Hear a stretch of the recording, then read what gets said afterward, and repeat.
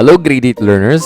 Welcome back again to our video lesson discussion. Kamusta? As usual, ihanda ang mga sarili, get your notebooks, your pens. Mag-focus muna, huwag munang pansinin ang mga nasa paligid. Sa akin muna mag-focus muna tayo sa discussion. Okay, let's have a review first from our last week video discussion. Last week, we discussed the pattern of idea development. We discussed three: the general to particular, the problem and solution, and the cause and effect. Again, if you're going to write something and you're going to use the pattern of idea development general to particular, you must write the broad idea to specific idea. That is for the general to particular. In problem and solution, again, if you're going to write using the pattern of problem and solution, you're going to state the problem. After that, you need to elaborate more the problem, and after that, you need to write the solution of the problem. Next one, the cause and effect. If you're going to write something using the pattern of cause and effect, you're going to write the cause or the cause of the event. Saan pinagmulan? Anong pinagmulan ng cause na yon? And after that, ano yung mga epekto? So these are the three patterns of idea development. If we're going to write something, if we're going to write our idea, we're going to use some sources. We're going to use some information, other information na hindi lang galing sa atin. That's why, for Quarter 4, Module 2, we will discuss about the primary and secondary sources. Expand the content of an outline using notes from primary and secondary source. So, enabling competencies, use writing conventions to indicate acknowledgement of sources. During your grade 7, primary and secondary sources were discussed. Na-discuss na yan ng grade 7 kayo. Natatandaan nyo pa ba? So, let us see if you still can identify them. So, I will be presenting some sources. Let's review. It is a primary or a secondary source. First, a classroom history books. Is it primary or secondary source? You are correct. This is secondary source. Number 2, biography of Carlos P. Romulo. Is it primary source or secondary source? You are correct. This is secondary source. Let's have number 3, map of Africa from 1900s. Is it primary or secondary source? You are correct. This is primary source. Let's have number 4, an interview with a survivor of a natural disaster. Primary or secondary source? This is primary source. Last one, a Wikipedia article about George Washington. Primary or secondary source? You are correct. This is secondary source. Now, let's discuss primary source. What is primary source? Basa.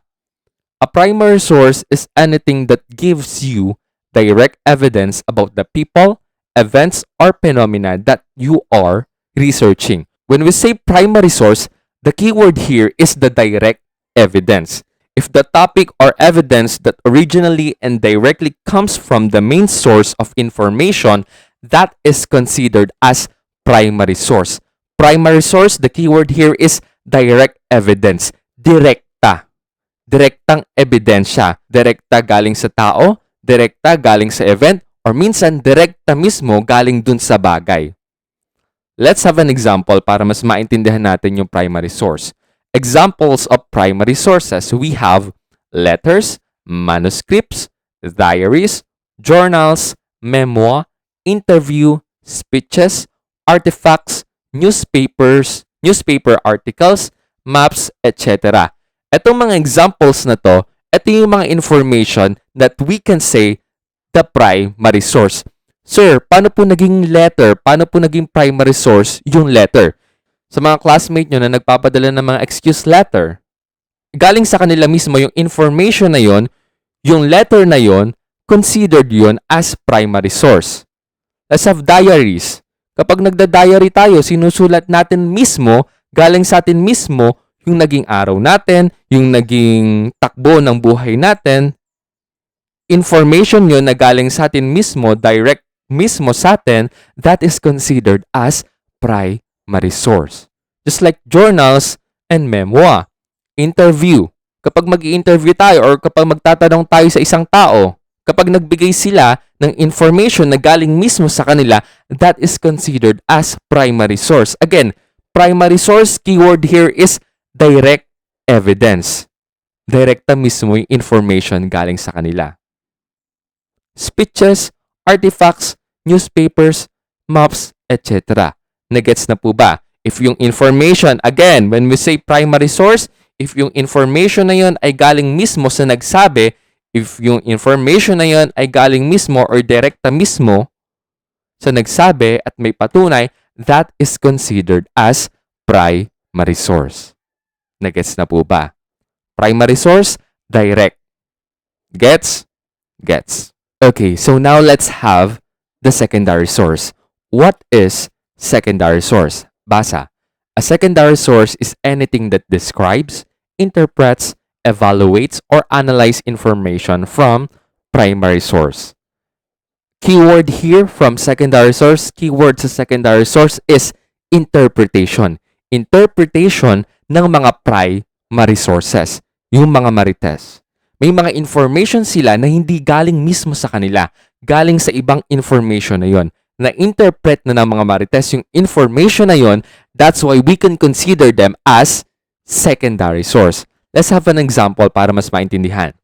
Examples of secondary sources such as book reviews, biographies, encyclopedia, dictionaries, history textbooks, reference books, and journal articles. Okay, be noted that some of secondary source, yung mga information sa secondary source, is bias. Sometimes bias po yung information from secondary source. Kasi minsan kasi, iba yung interpretation ng tao sa information na to sa information ng iba. For example, the book reviews. Kapag nagre-review tayo ng mga book, kapag ini-interpret or ina-analyze ng mga tao yung isang libro, for example, yung Harry Potter. Now, may mga iba't ibang tao na magbo-book review nito. I-review nila yung Harry Potter.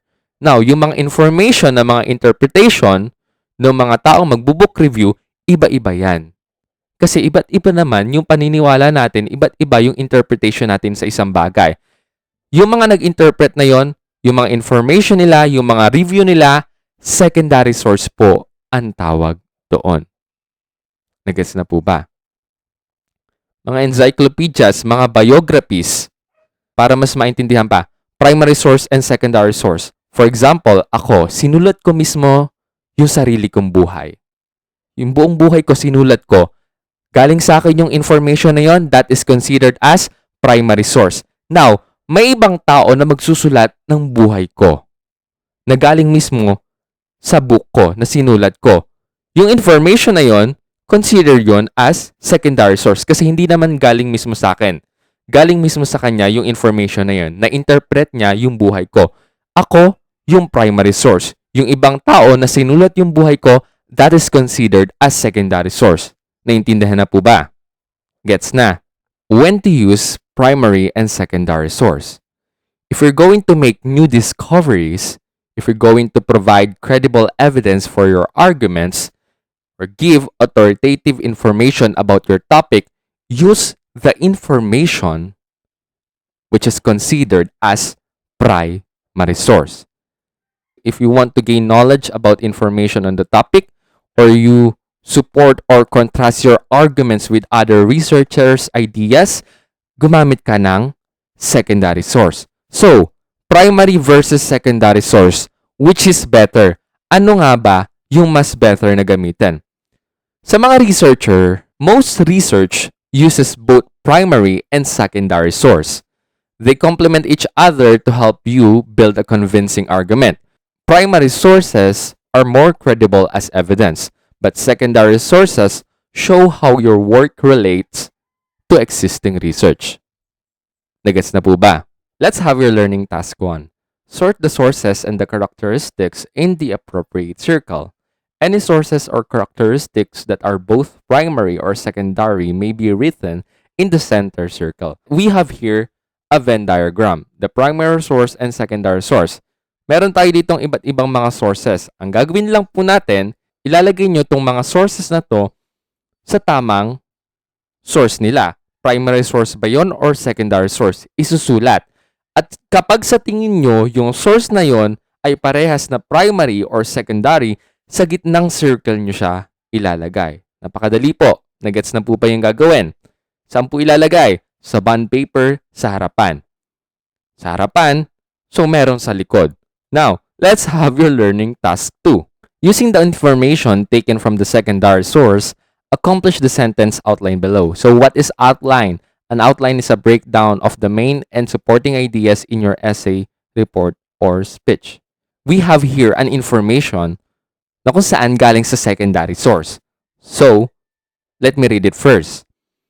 The fear of snakes was instilled into us as young children, and it was an instinctive act to kill them whenever we could.